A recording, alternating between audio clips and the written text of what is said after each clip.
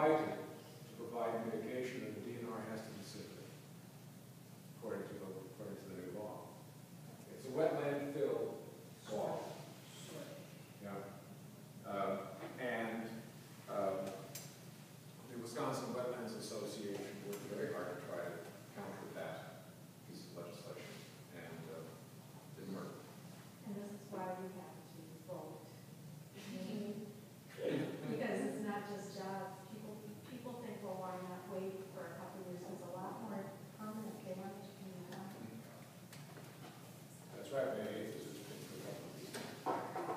So what is the name of the resolution that we're supporting that would turn this over? Or Resolution direct, it's a long thing, resolution directing the city to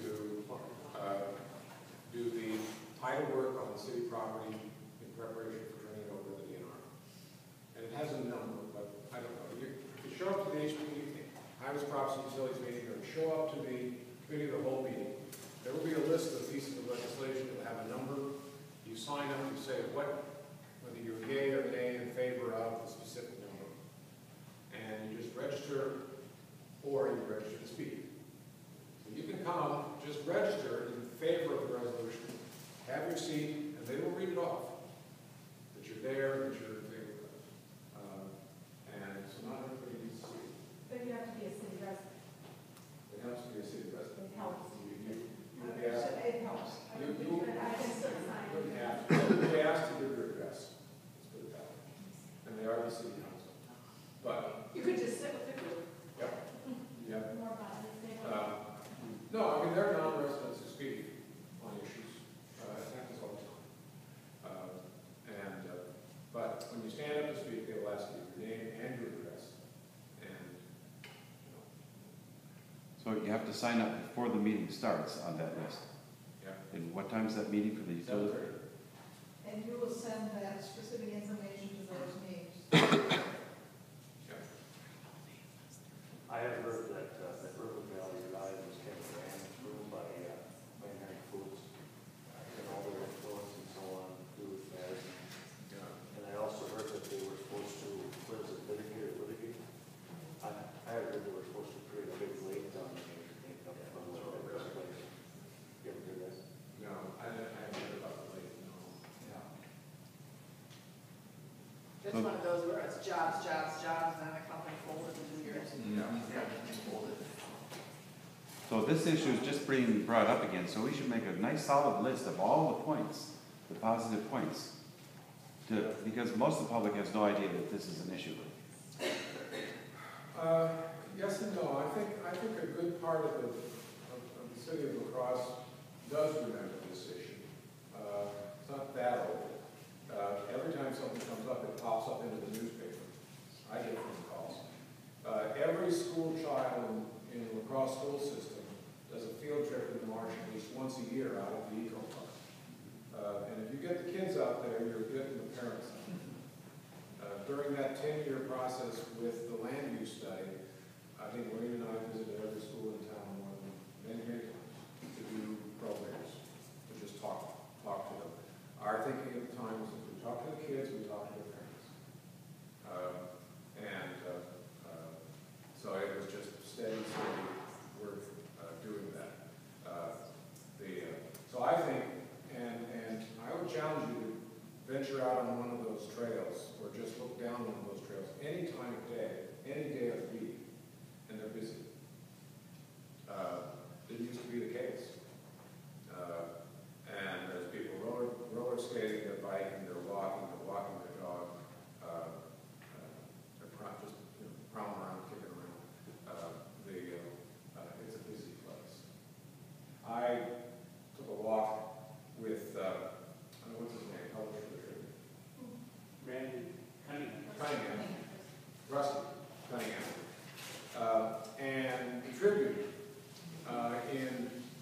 with the referendum, to close the referendum, they did and he told me, he says, this is an editorial, he said, that I wrote, he said, that I now regret. He said, I wrote an editorial opposing the referendum in favor of the highway. And this was a month ago or so, beautiful warm Friday afternoon. I met him down there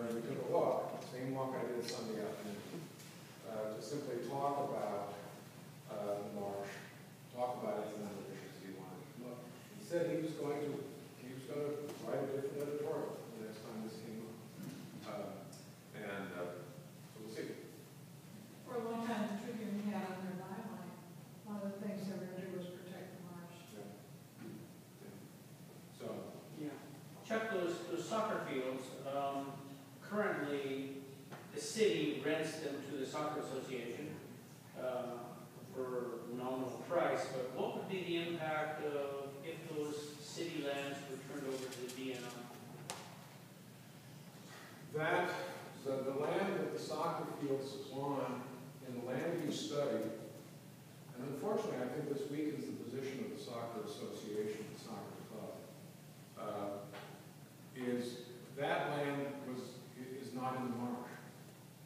It's flood fringe. And it was designated as commercial development land. It was designated to be an addition to the industrial park. Nothing's changed in that.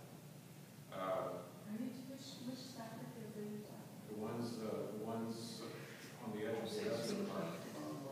Not Old the Humane Society? Not the Animals? the old Humane Society. By showing paper. Yeah. Yeah. So that was and is designated as industrial park. That won't be transferred to DNR as well. So because it's not in the marsh, it's not. And as I say, I think that's unfortunate to the soccer club. Now that intersection expansion of 12th Avenue will also connect 157 to River Travel Drive, and that's going to cut into the soccer fields.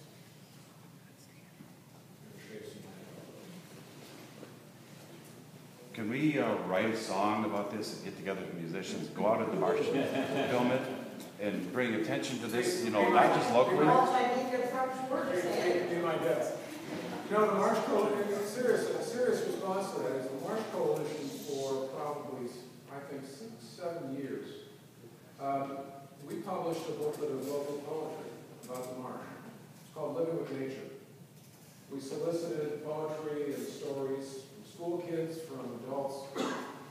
Karen Aker and I got together every year, this pile of stuff that came in, and pictures and everything else, and decided what to put in our little book. Our purpose of doing that is that we did think that there was a connection between environmental activism and